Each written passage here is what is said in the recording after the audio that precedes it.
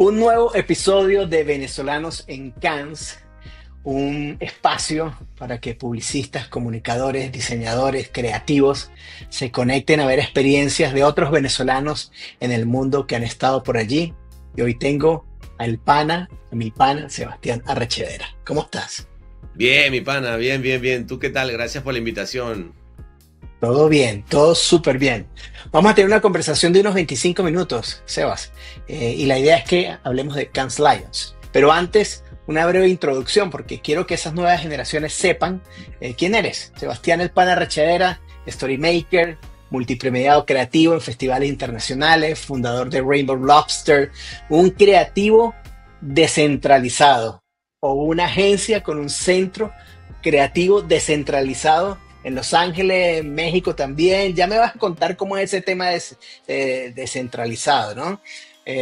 Donde hay mucha gente colaborando, donde hay narraciones transmedia, donde hay contenido original, arte y activismo. ¿Me equivoco o vamos bien? Vamos muy bien, Ángel. Naciste en Venezuela, trabajaste en McCann Erickson, en Concept Globe, en JMC, John Rubicon, muchos años en el mundo de la publicidad y estamos ansiosos de escucharte y de conocer tu historia en los Cannes Lions, de conocer tu participación este año especialmente, porque teníamos 11 años como industria venezolana de no asistir, ¿no? Has estado como jurado en los Cannes Lions, has ganado premios, tienes metales, pero también has pasado por Clio, por New York Festival, por FIA, por El Sol. Entonces, y bueno, y fuiste presidente del Círculo de Creativos en México, ¿fue? Sí, sí, sí, sí. Correcto. Okay. Entonces, hay mucho que hilar, mucho que hablar. Creo que 25 minutos no va a ser mucho. Nos va a faltar muchísimo tiempo al final del día, porque quiero que hables también de tu experiencia con el podcast del Martínez y por qué el Martínez finalmente está tan atado a lo que vamos a conversar hoy. ¿Okay? Claro que sí. Bueno, mira, yo creo que se ha hablado muchísimo de Cannes Lions, ¿okay? En nuestra generación y en generaciones pasadas. Son muchos años de industria. Pero, ¿qué historias crees que aún faltan por contar en los Cannes Lions, no?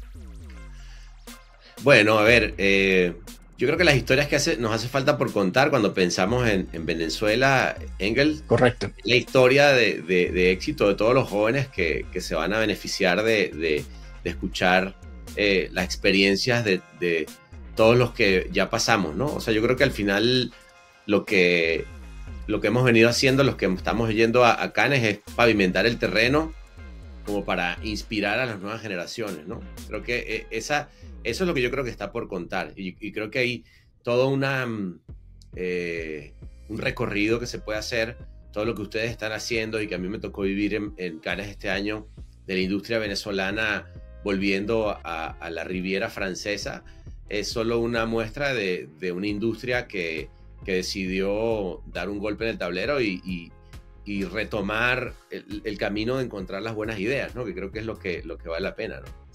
Correcto. ¿Cuál fue tu primer Cannes? ¿En qué año fue? Yo fui a Cannes la primera vez el siglo pasado. Eso fue en el año 99. Yo fui por primera vez a los 22 años, representando a Venezuela en Jóvenes Creativos. Fue la primera vez que Venezuela tenía una representación de jóvenes creativos en el festival y llegué, Engels, a Cannes, y ya para mí yo estaba representando a Concept Low ese año con Fermín Cimadevilla, y la verdad es que ya estar ahí para mí fue un premio increíble, ¿no? Y tuve la fortuna de poder traernos el primer oro en Young Creatives para Venezuela en ese año a la casa, ¿no? Fantástico. De ese 99 a este 2025, ¿qué tanto ha cambiado la industria? ¿O en qué ha cambiado especialmente la industria de los Cannes Lions? Sí, si hablamos de Cannes Lion como industria, pensando en un festival que ha crecido, pasamos en ese año, el 99, era un festival que le pertenecía a una persona, a una familia, ¿no? Romain Hatchuel era el presidente del festival, el dueño, que luego lo terminó vendiendo a una transnacional. Entonces, en esa época solamente habían, creo que eran 5 categorías, ¿no? O sea, de hecho, nosotros ganamos en la categoría que era la primera vez que se hacía la categoría Cyber, que es lo que ya hoy en día sería cualquier otra definición, pero era la primera vez que se empezaba a premiar lo que ocurría en web, ¿no? Entonces, pasamos de un festival muy de la industria creativa, ¿sí? Donde las principales fiestas Engels eran la de DDB, la de Leo Burnett, la de tal agencia, ¿no? Ahí en la Croisette, cada una de las playas la tomaban, eran las diferentes redes, ¿no? Ahora en 2025 tener un festival totalmente tomado por Silicon Valley, los grandes anunciantes y con los marqueteros que ahora son los nuevos rockstars, ¿no? O sea, y los marqueteros yendo, o sea, con grandes decisiones de negocio, y obviamente la cantidad de gente que hay hoy en día en el festival es brutal, ¿no? Completamente. Hoy en día Amazon, Meta, TikTok, Pinterest, son los que se han adueñado del festival y de esas grandes carpas que antes las tenían las grandes agencias o los grandes network publicitarios. Oye, me llama la atención en el 99, categoría Cyber. ¿Con qué participaste? ¿Cuál fue la pieza? Mira, eso fue interesante porque en esa época, para empezar, era una dupla que en este caso había que aprender Go Live. Imagínate tú, ese era el software con el que participamos de Adobe, y básicamente lo que había que hacer era un mensaje para web, que imagínate, en esa época ni siquiera existía todavía las redes sociales, ¿no? Todavía estábamos hablando de la web 1.0. Entonces nosotros hicimos una experiencia interactiva. El brief era para AMFAR, que es una institución que investiga el SIDA, la cura del SIDA. Y entonces el brief era que la gente estaba dejando de donar dinero para la cura de la enfermedad. Entonces lo que teníamos que hacer era estimular a que la gente donara y que se diera cuenta que el problema no había terminado, ¿no? Entonces lo que hicimos fue una página en blanco, una página web en blanco que tenía una lupita. Tú entrabas y no veías nada, o sea, no había ni texto ni nada. Solamente si investigabas, entonces le dabas clic a la lupa y la lupa se hacía entonces un poco más grande. Le volvías a dar clic y se hacía más grande, más grande, más grande, y al final eran grandes píxeles que tenían un último mensaje escrito en rojo como si fuera un virus muy chico y que decía: gracias por descubrir que el SIDA no ha desaparecido, ahora ayúdanos a descubrir la solución final, y le dabas clic y te mandaba entonces a la página de donar de la fundación. Fantástico. Muy clínica, ¿no? Pero muy interactiva, que en ese momento, bueno, fue algo relevante, ¿no? Sí, sí, muy limpio, muy kosher, dirían por allí, ¿no? Sí, Al final del día. Pero la idea, finalmente, era la base de la existencia. No importaba si era la tecnología de Go Live, Adobe, o era cualquier otra tecnología. Se podía hacer con otra tecnología, finalmente. Pero la idea era el fundamento. Sí, y la interactividad, ¿no? O sea, creo que lo que más se premió en esa época es que la gente ya pasábamos de una época, Engels, de one way, ¿no? De que te tira un mensaje y a ver qué descubres, se estaba abriendo en ese momento a nivel histórico la posibilidad de que alguien podía interactuar con lo que le dabas, ¿no? O sea, en el 99, que alguien pudiera tener acceso a una página que a través de la experiencia te estimulara a donar, bueno, era algo como muy importante, ¿no? Buenísimo, participativo. Tu siguiente Cannes, ¿cuándo volviste? Que yo fui al año siguiente, porque por haber ganado, no solamente nos dieron me acuerdo, una Macintosh de colores, que recién había salido ¿no? El iMac, sí, pero que era como un huevito, y nos dieron Adobe y tal, sino que además nos daban nos invitaron el hotel y nos invitaban la entrada al festival al año siguiente. Entonces fue justamente al año siguiente. Fui con Fermísima de Villa y me acuerdo que ahí estaba Toño Noguera, estaba Eliezer Sánchez, también otro gran director de arte venezolano. Y ahí yo ya cuando fui para ese segundo Cannes, a raíz de haber ganado Jóvenes Creativos, ya me había ido a trabajar a México como director creativo en DDB. Entonces llegué ahora sí como si bien iba invitado por el festival, pero ya iba como estando viviendo en México. Excelente. Súper interesante porque yo creo que todo esto te va llevando a construir esa carrera, ¿no? Y llegas a ser jurado. Sí, a ver, Cannes es un lugar que puede cambiar tu carrera, ¿no? O sea, yo siempre digo que si yo no hubiera ganado en Jóvenes Creativos en Cannes, hubiera sido difícil, muy difícil para mí encontrar, poderme ir.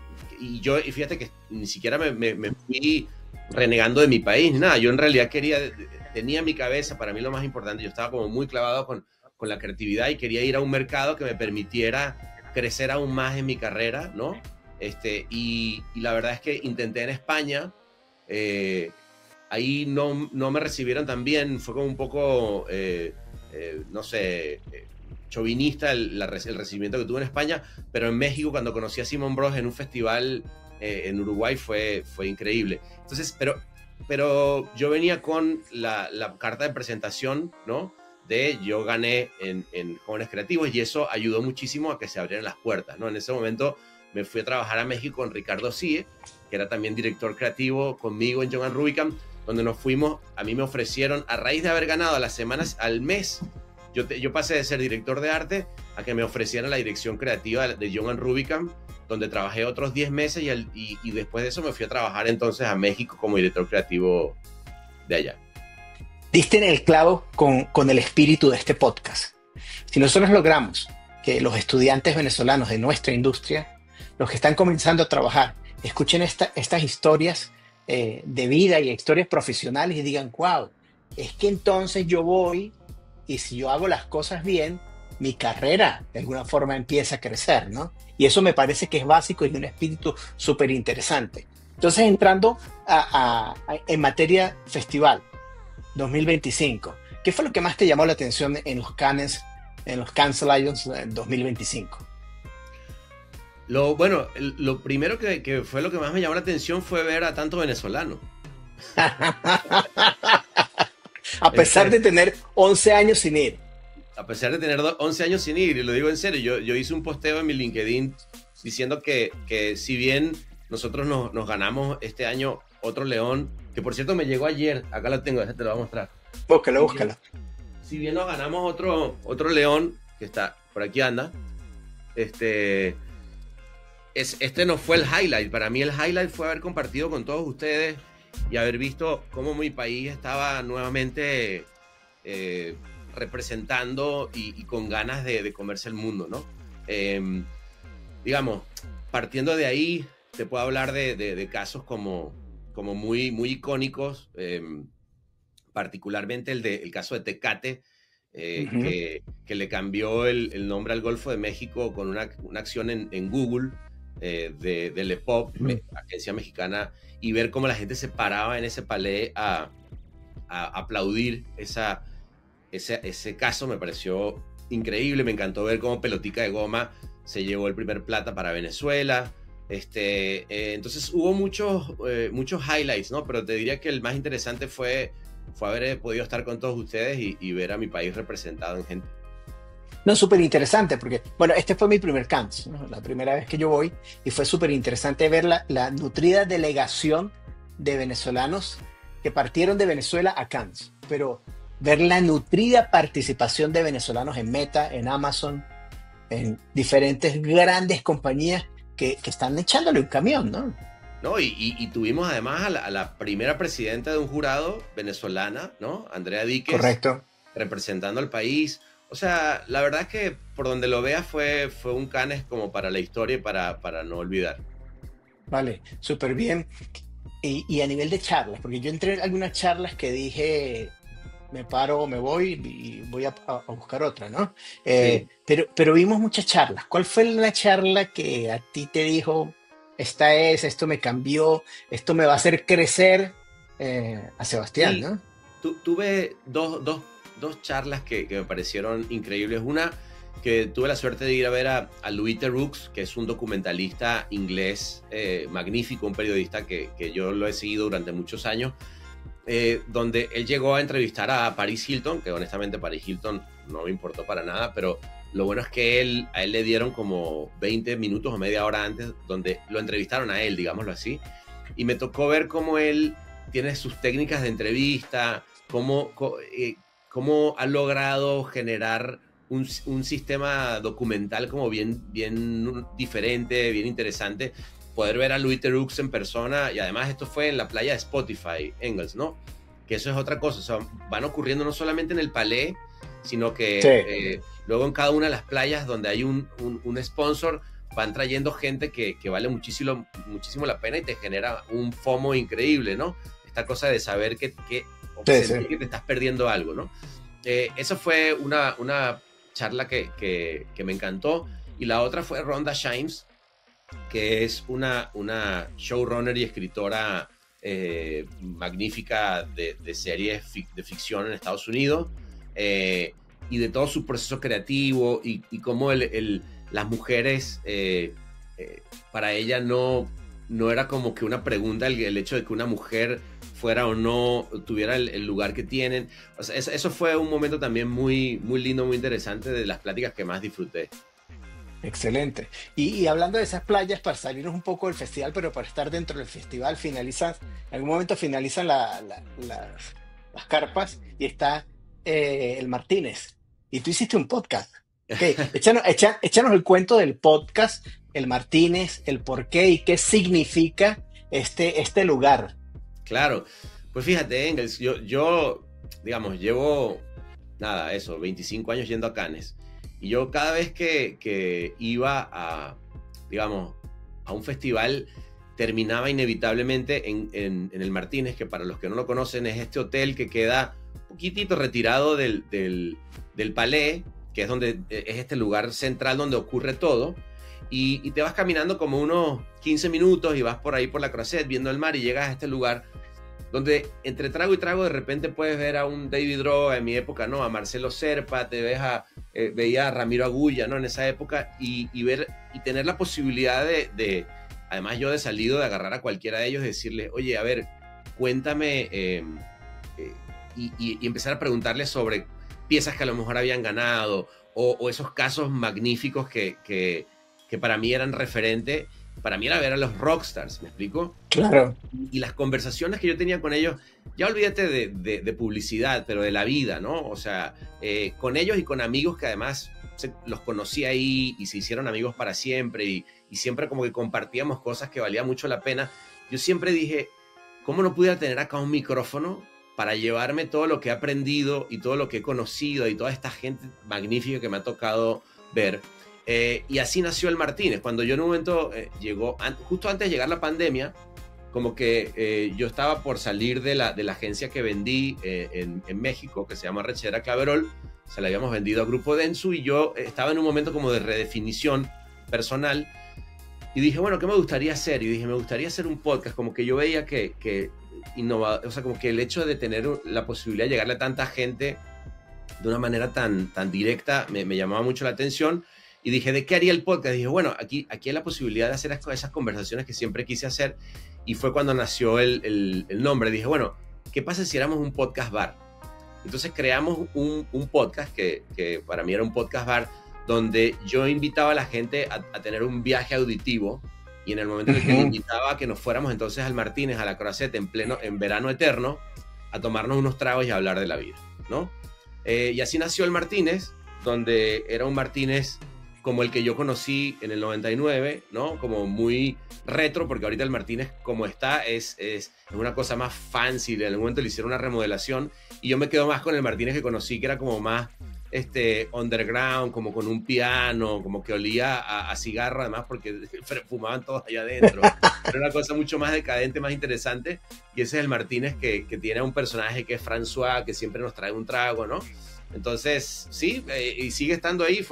Tuve la suerte de hacer más de 150 episodios en el Martínez, y varios de ellos, de hecho, los grabé justamente en Cannes, algunos de ellos en vivo, otros de ellos grabados ahí mismo en el Martínez, con lo cual ha sido una muy linda experiencia, porque además tuve la posibilidad de tener eso.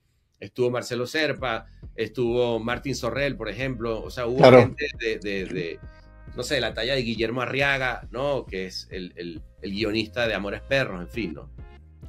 Bueno, 150 episodios da para muchas historias. Sí, sí, hay dos que tres. Vale la pena. Ojalá que con este podcast sean 300. Bueno, vamos a ver, vamos a ver. La idea es tener unos 15 episodios para contar lo que vivimos en Cannes Lions 2025 y que el tiempo diga lo que Que tenga pique que y se decir. extienda. Claro, claro, y que nos divertamos y inspiremos y logremos que las nuevas generaciones entiendan que para batear en las grandes ligas hay que ir a las grandes ligas a batear, sin duda alguna, hay que arriesgarse. Que Sí, el no es una respuesta, es un reto. no, totalmente, totalmente. Además, yo creo que la actitud, Engels, tiene que ser esa para quienes nos escuchan y sobre todo la gente joven que está arrancando.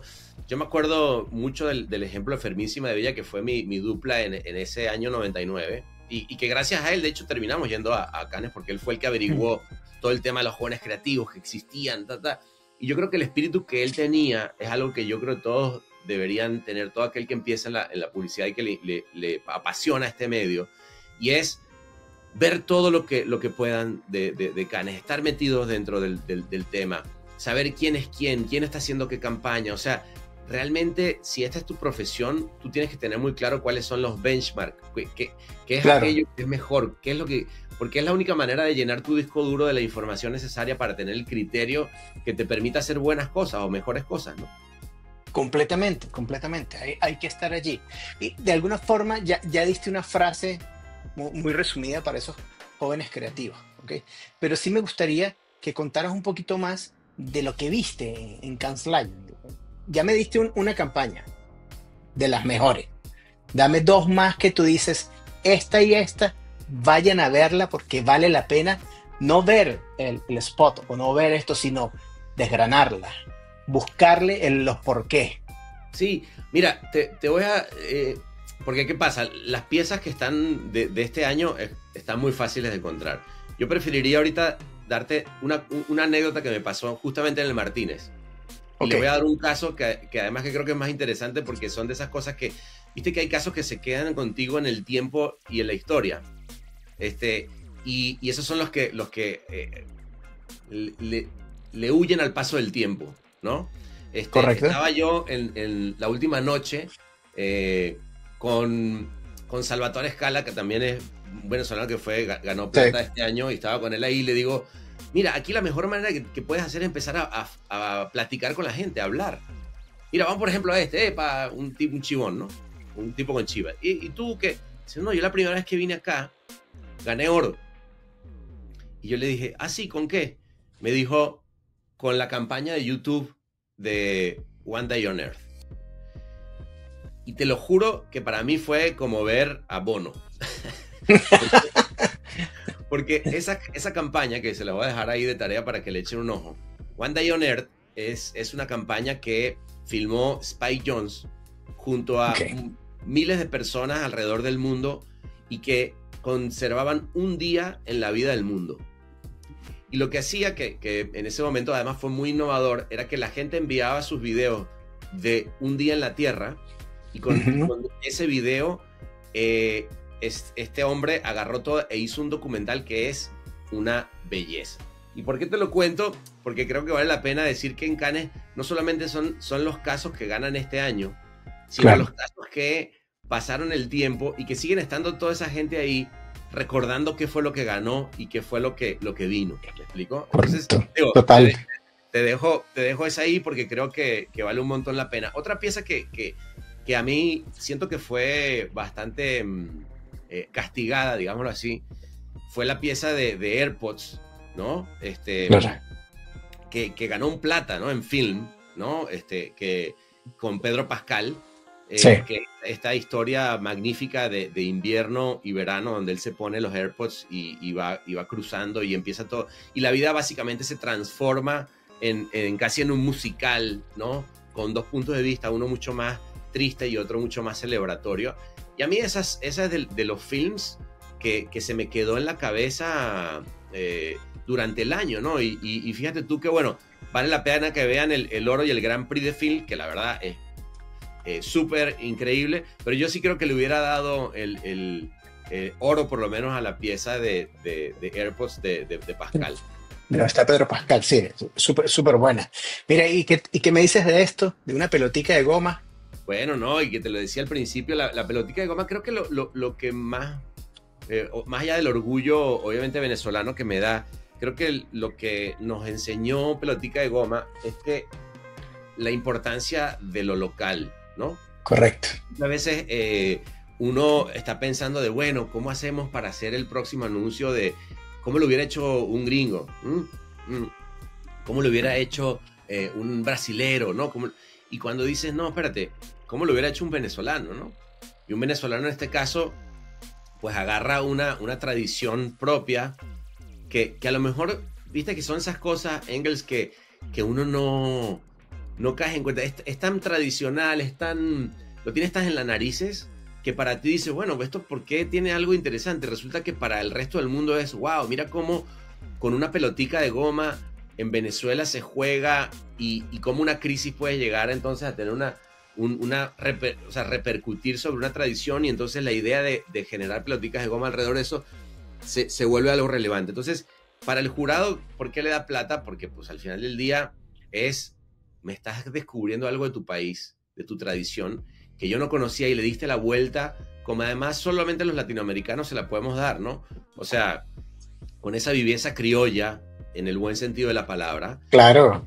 Que creo que vale mucho la pena siempre. Yo te digo que uno de mis grandes aprendizajes, Engels, durante todos estos años con el Martínez, es que lo que Atlatina definió como Latin magia, ¿no? O sea, que es esta capacidad que tenemos los latinoamericanos de sacar agua de las piedras y de que la creatividad se convierte en el motor que tenemos para hacer cosas totalmente diferentes, pero dentro de manejando una crisis, ¿me explico?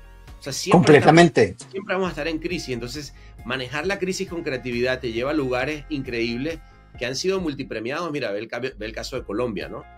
O sea, Colombia pasó de ser un país que tuvo un primer Cannes por allá, otro por allá, y de repente a pasar a ser una potencia creativa, con una crisis nacional, que en este caso fue las guerrillas de la FARC, un caso que deberían conocer todas las nuevas generaciones, porque además ganó el Black Pencil de la década, que fue Ríos de Luz, y toda la campaña que hizo Sokolov para desmovilizar a la FARC con ideas que llamaban a la reunión familiar, ¿no? Entonces, si pueden ver esa campaña, que vale muchísimo la pena. Pero nada más lo que quiero decir con esa época de la publicidad colombiana, que fue hace más de 10, 15 años, abrió un universo, y hoy en día tenemos colombianos exportados en todas partes del mundo, en diferentes momentos del marketing y la publicidad. Correcto, y es lo que tiene que pasar con nuestro país. Tenemos que... Hace rato decías algo como tirar el asfalto, ¿no? Estamos poniendo el asfalto. ¿Okay? ¿Para quién? Para las generaciones que vienen, y los que nos están escuchando tienen que meterse a trabajar duro, porque es que hay que sudarse las ideas finalmente, ¿no? Y sobre todo meterse a darse cuenta que hay, a apasionarse. O sea, porque, a ver, el trabajo duro se siente cuando no sientes que estás trabajando, ¿no?